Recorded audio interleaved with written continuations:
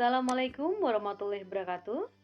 Alhamdulillah bertemu lagi dengan saya di mata kuliah kepemimpinan dan berpikir sistem kesehatan masyarakat pada sesi pertemuan ke-6. Minggu lalu kita sudah belajar bahwa berpikir sistem itu adalah merupakan suatu yang sulit. Kenapa? Karena sistem adalah kompleks. Pada pertemuan kali ini kita akan membahas tentang kompleksitas statis yang ada pada sistem. Ya, bahwa kalau kita lihat kompleksitas terkait dengan detail-detail yang ada pada sistem. Kompleksitas detail adalah seperti jigsaw puzzle. Kalian tentunya pernah kan lihat puzzle? Setiap buahnya unik yang mempunyai hubungan yang khusus dengan buah atau item lainnya. Makin banyak buahnya atau piece-nya, makin kompleks puzzle-nya. Inilah yang dinamakan dengan sistem sebagai kompleksitas detail. Kemudian ada dinamika sistem, ya. Dinamika sistem di mana yang saling terkait satu dengan yang lainnya. Ini bisa kita lihat pada kompleksitas dinamik. Kompleksitas dinamik adalah seperti permainan das dulu waktu kita masih kecil, masih ada permainan dam, halma, catur, dan sebagainya. Maknanya apa? Bahwa setiap elemen dapat berhubungan dengan lainnya dalam berbagai cara memindahkan sebuah elemen, mengubah banyak atau seluruh hubungan yang lain. Jadi ketika kita memindahkan sebuah elemen maka akan mempengaruhi elemen yang lainnya. Ini dinamakan sistem sebagai kompleksitas dinamik. Fisiologi berpikir sistem, ya. Ada lingkaran interaktif. Kalau kita lihat pada slide bahwa perubahan sebagian sistem menyebabkan perubahan bagian yang lain dan perubahan bagian sistem yang lain menyebabkan perubahan sebagian sistem. Nah, di sini hubungan timbal balik ini dikenal sebagai dengan lingkaran interaktif. Kemudian contoh lainnya yang lebih nyata lagi, sistem gula darah akan menyebabkan perubahan sistem gula darah akan menyebabkan perubahan sistem insulin. Demikian juga sebaliknya. Ketika sistem insulin mengalami kelemahan dalam produksinya, maka akan menyebabkan sistem gula darah meningkat. Nah, ini akan menjadi suatu lingkaran interaktif. Di sini coba pada dibaca dan direnungkan. Jika Anda mengurangi makan daging 2 kali seminggu, maka penghematan cukup untuk memberi makan 220 juta penduduk selama setahun. Dapatkah Anda jelaskan? Gimana ya berpikirnya ya? Kita mengurangi makan daging 2 kali seminggu. Artinya kita menghemat, ya. Penghematan itu cukup untuk memberi makan 225 juta penduduk selama setahun. Logika berpikirnya gimana? Kayaknya jauh ya. Kita kurangi makan daging, ternyata bisa memberi makan 225 juta penduduk. Nah, ini. Logika berpikirnya seperti ini. Kalau Anda mengurangi makan daging 2 kali, maka kebutuhan ternak berkurang. Betul? Ya. Kemudian kebutuhan makanan ternak berkurang juga, berasal dari 36% supply biji-bijian dunia. Kemudian dampaknya impor ekspor biji-bijian berubah. Biji-bijian untuk penduduk tersedia lebih banyak dan tambahan makanan tersedia untuk 225 juta penduduk. Nah, ini adalah salah satu ketika kita memandang dari sudut yang terstruktur sistematis, ya, tidak hanya sekedar kita melihat di permukaannya saja. Nah, lingkaran interaktif ini misalkan kita bisa contohkan ada masalah kesehatan kota.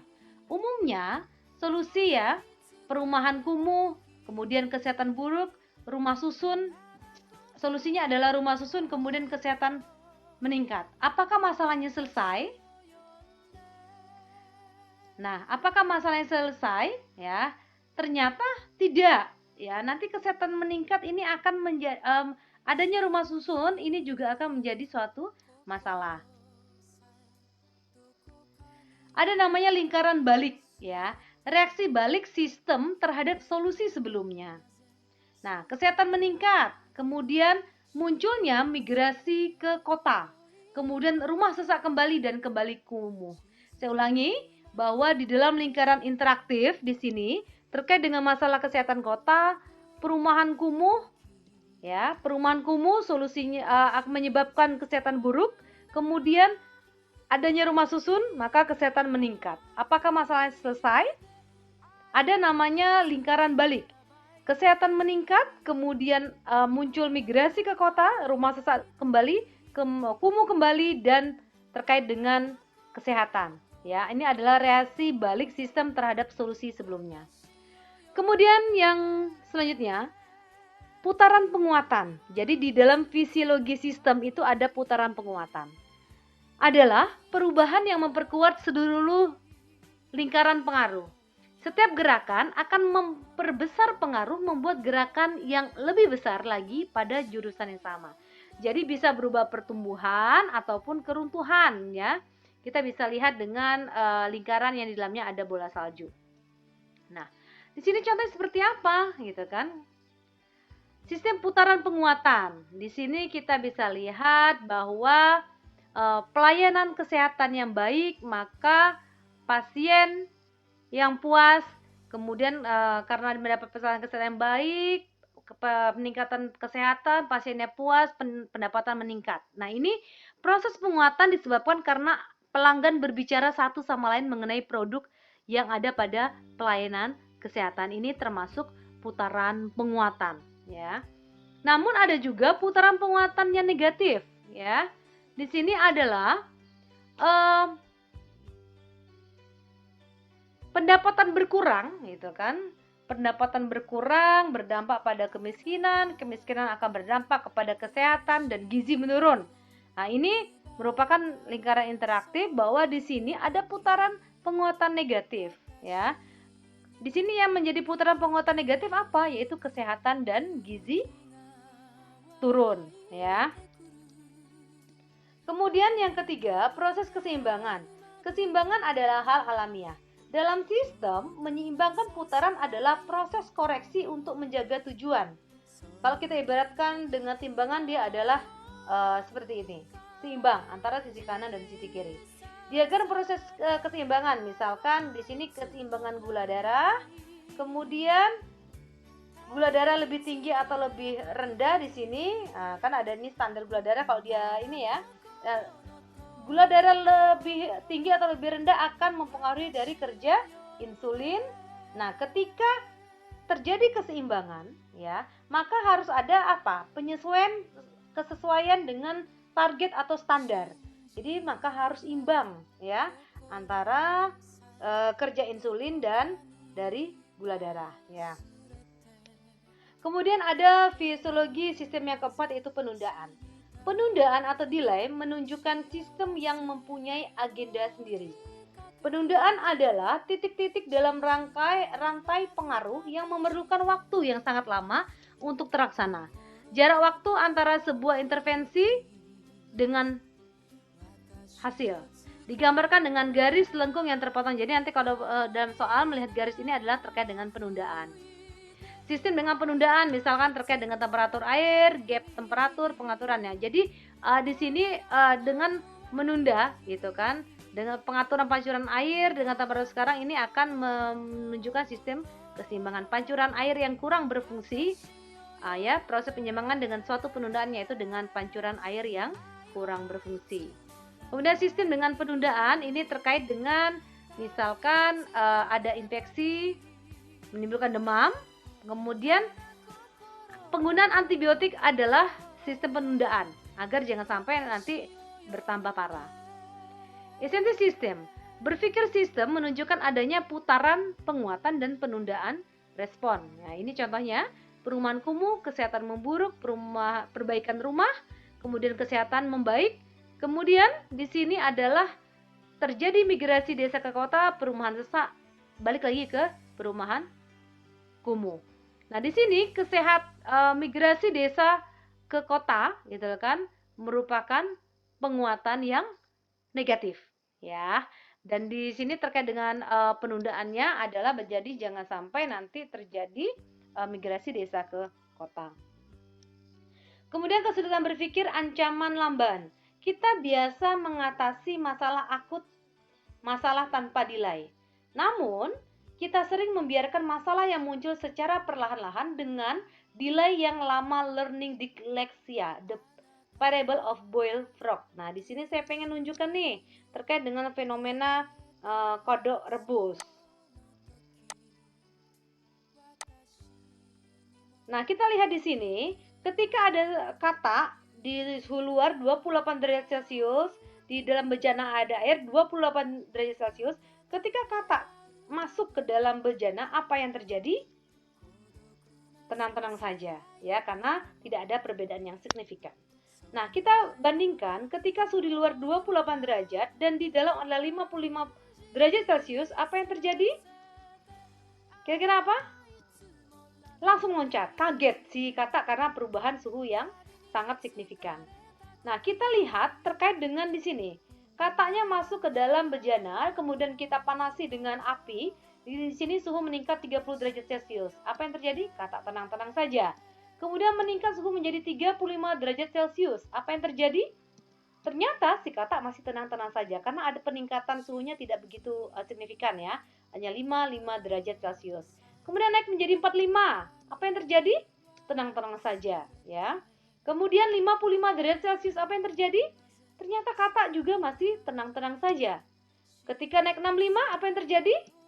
Ternyata masih tenang-tenang saja. Dilihat kata tanpa menyadari adanya bahaya yang muncul. Nah, ketika 75, apa yang terjadi? Ternyata masih tenang-tenang saja, ya. Ketika 85 derajat Celcius, apa yang terjadi? Tenang-tenang saja. Ketika 95 derajat Celcius, apa yang terjadi? Si kata mulai gelisah, sedikit gelisah. Dan ketika suhu mencapai 105 derajat Celcius, tiba-tiba mati, ya. Ini banyak kodok mati tanpa sadar, ya. Di sini ya. Nah, ini kaitannya ketika kita balik ke materi kita di sini, bahwa ini merupakan salah satu contoh kesulitan berpikir sistem ancaman lamban. Kita sering kali kan, saya contohkan misalkan terkait dengan perilaku merokok. Merokok, orang yang merokok 1 batang, 2 batang, 3 batang, sampai dalam periode waktu tertentu itu tidak merasakan bahayanya, itu kan, oh tetap sehat. Tetapi ketika muncul gejala akibat rokok itu entah pada usia berapa dan yang kita tidak tahu, dia mulai sedikit gelisah, misalkan sudah kesulitan bernafas. Dan tanpa disadari, lama-lama akan membahayakan nyawa orang tersebut. Demikian juga dengan misalkan saya contohkan perselingkuhan. Awalnya kan kayak biasa-biasa saja nih. Ternyata banyak sekali ketika sampai akhir itu malahan bisa menghancurkan semuanya.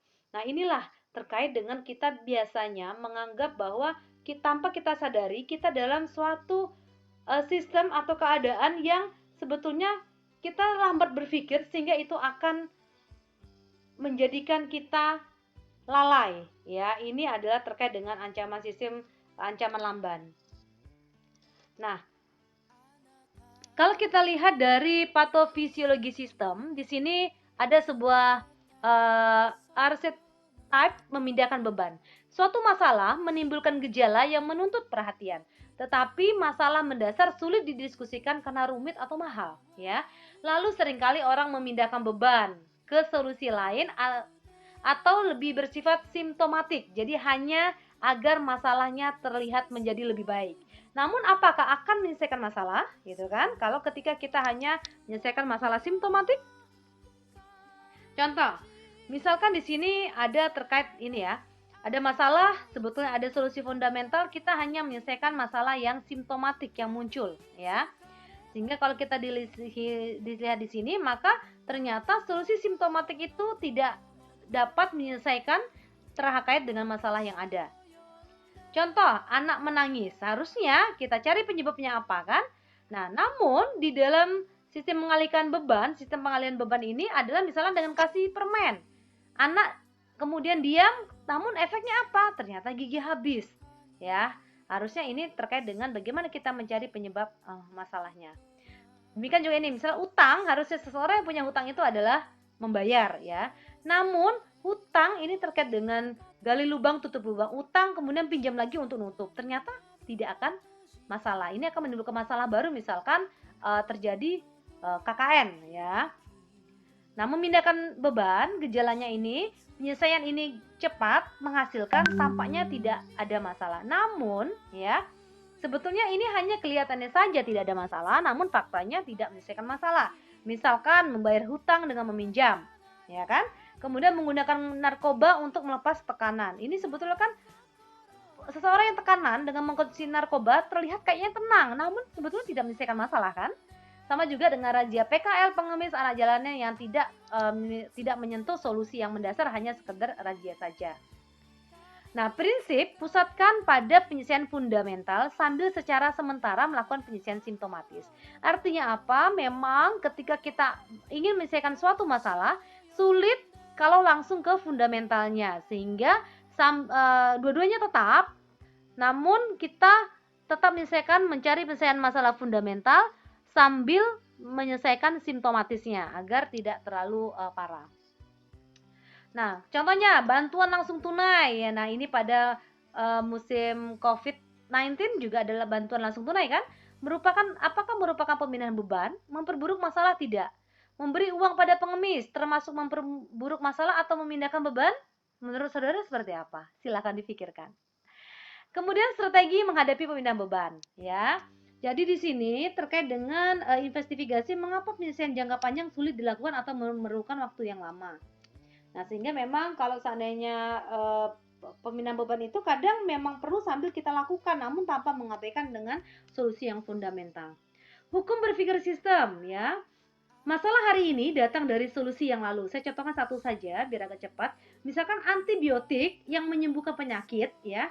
Dulu ada penyakit infeksi, kemudian ada ditemukan antibiotik. Namun pada saat ini antibiotik yang menjadi solusi ternyata akan menjadi masalah. Ya kan, masalah kan sekarang apa? Kemudian timbullah kuman yang resisten. Demikian juga dengan contoh lainnya. Kemudian di dalam hukum berpikir sistem, there is no blame. Ketika kita berpikir sistem, maka tidak ada orang luar yang disalahkan, ya. Anda dan masalah Anda adalah bagian dari sistem itu. Jadi ketika kita berpikir sistem bukan mencari siapa yang salah, ya. Malahan kita dan masalah itulah menjadi bagian dari sistem itu. Kemudian ada leverage terkait dengan titik ungkit. Jadi untuk mengetahui titik ungkit kita harus tahu sistemnya. Titik ungkit ini tidak akan terlihat kecuali kita menguasai benar-benar mengetahui sistem yang bekerja itu seperti apa. Dalam organisasi manusia, titik ungkit yang baik diserang adalah mental model yang mendukung sistem tersebut. Mental model itu apa? Nanti akan kita pelajari lebih detail. Nah, titik ungkit ya, berpikir sistem menunjukkan ini, perumahan kumuh, kesehatan memburuk, perbaikan rumah, kesehatan membaik, migrasi desa ke kota, rumah sesak, kumuh. Di mana titik lemahnya? Di mana?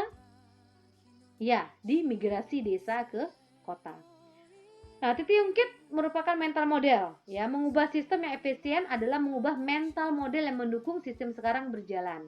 Mengubah mental model seringkali memerlukan material resources. Nah, mental model ini akan kita bahas di pertemuan selanjutnya. Kalau tidak salah pertemuan setelah meet ya. Nah, ini betulkah if we keep doing the same things we will get the same result? Apakah benar ketika kita melakukan hal yang sama maka hasilnya akan sama? Is it right? Silakan nanti sambil dipikirkan materi kita hari ini ya. Oke, demikian yang dapat saya sampaikan. Nanti ini tugas akan saya alihkan untuk pertemuan selanjutnya. Terima kasih, semoga dapat difahami secara bersama. Insya Allah minggu depan kita akan live meeting pada jam perkuliahan. Ya, jadi saya harapkan semua mahasiswa dapat mengikuti live meeting kita karena persiapan untuk UTS. Ini ketika ini ya, semoga waktunya pas dan tidak bertabrakan dengan waktu visitasi ya, karena kita mau akan ada visitasi terkait dengan akreditasi. Oke, demikian yang dapat saya sampaikan. Terima kasih. Assalamualaikum warahmatullahi wabarakatuh.